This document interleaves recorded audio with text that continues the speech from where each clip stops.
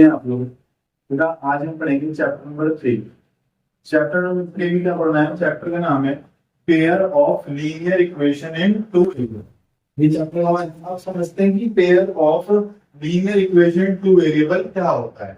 तो सबसे ये हमने चैप्टर 9th क्लास में पढ़ा था, हमारा linear equation in two variable का होता है।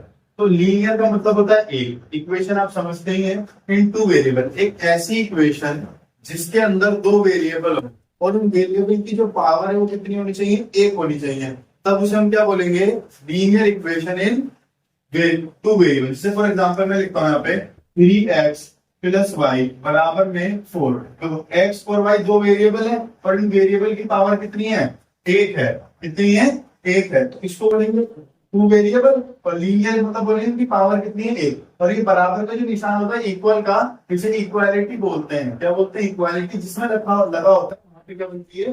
इक्वेशन बनती है। तो ये हो गई linear equation in two variable. अगर ऐसी दो इक्वेशन अगर हमारे साथ में आ जाए तो उसे बोलेंगे pair of linear equation in two variable. इसकी बात क्लियर? आप समझते हैं कि इसकी जनरल फॉर्म क्या होती है? Pair of linear equation two variable की जनरल फॉर्म होती है a1x b1y प्लस c1 बराबर में 0, a2x plus b2y plus c2 बराबर में 0। ठीक है, ये होती है हमारी जनरल फॉर्म किसकी? Pair of linear equation in two variable की। इतनी बात क्लियर? अब जो ये लीनियर इक्वेशन टू वेरिएबल होती है, इसका ग्राफ कैसा बनता है? इससे ग्राफ होता है स्ट्रेट लाइन ग्राफ। कैसे ग्राफ होता है? सीधी रेखा, बिल्कुल एकदम ग्राफ बनता है इसका, स्ट्रेट लाइन एकदम ग्राफ इसका हमारा बनता है।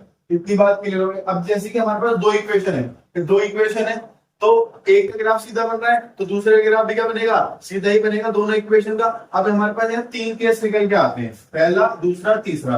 क्या केस? या तो दोनों लाइनें आपस में इंटरसेक्ट करेंगी या दोनों लाइनें आपस में पैरेलल होंगी। पैरेलल लाइनें वो होती हैं जो आपस में कभी भी इंटरसेक्ट नहीं करती हैं, उन लाइनों को हम क्या बोलते हैं? पैरेलल लाइन, यानी कि समांतर रेखा उनको बोला जाता है। एक होती है कोइंसिडेंट लाइन, जिसको हम क्या बोलते हैं? समपाती रेखा बोलते हैं। क्या बोलते हैं? समपाती रेखा, यानी कोइंसिडेंट लाइन बोला जाता है। कोइंसिडेंट लाइन वो होती है जो एक दूसरे के ऊपर होती है, इनको क्या बोलते हैं? कोइंसिडेंट लाइन बोलते हैं। अब इनके लिए कुछ फॉर्मूले होते हैं। अब पेपर में बिना सवाल ग्राफ बनाए हमें ये बताना पड़ता है कि किस तरह की रेखाएं होंगी, किस तरह की लाइनें होंगी। तब हम कैसे पता लगाएंगे? पहले इंटरसेक्टिंग लाइन के लिए हम क्या करेंगे? इंटरसेक्टिंग लाइन एक पॉइंट पे इंटरसेक्ट करती है, इसके लिए फॉर्मूला हमारा होता है a1/a2 बराबर नहीं होता b1/b2।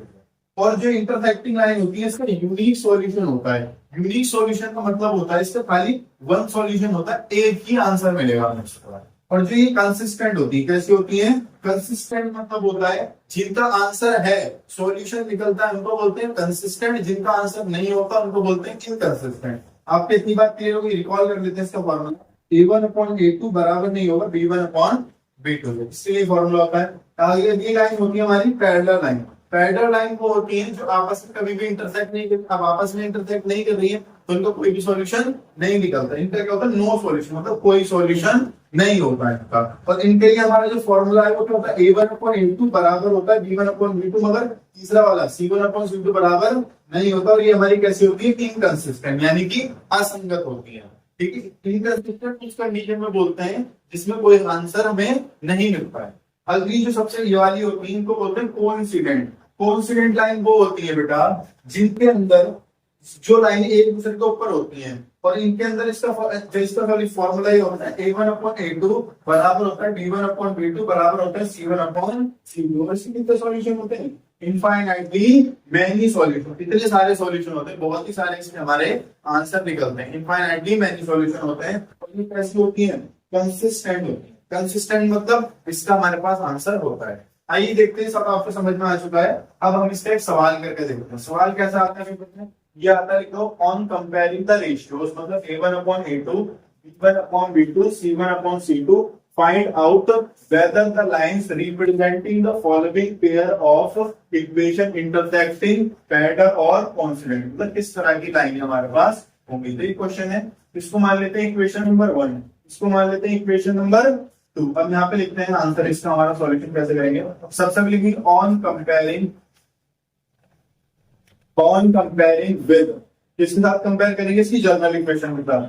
a1x b1y plus c1 बराबर में 0, a2x b2y प्लस C2 बराबर में 0।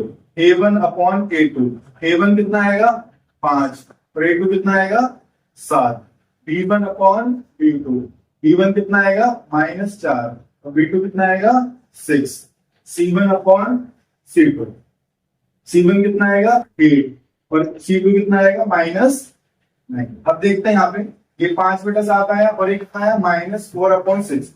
आप देख सकते हैं कि ये वाला पार्ट ये वाले पार्ट के बराबर नहीं। ये कौन सी कंडीशन में होगा था, इंटरसेक्टिंग लाइन। तो यानी कि A1 अपॉन A2 बराबर नहीं है B1 अपॉन B2 है। तो लाइन किस तरह की हो जाएगी हमारे पास, इंटरसेक्टिंग लाइन। कैसी लाइन होगी, इंटरसेक्टिंग लाइन। और जो इंटरसेक्टिंग लाइन होती है वो कैसी होती है, कंसिस्टेंट। कैसी होती है, कंसिस्टेंट। और इसका हमारे पास यूनिक सॉल्यूशन होता है। कैसा होता है, यूनिक सॉल्यूशन। इस तरीके से हमें क्वेश्चन करना है।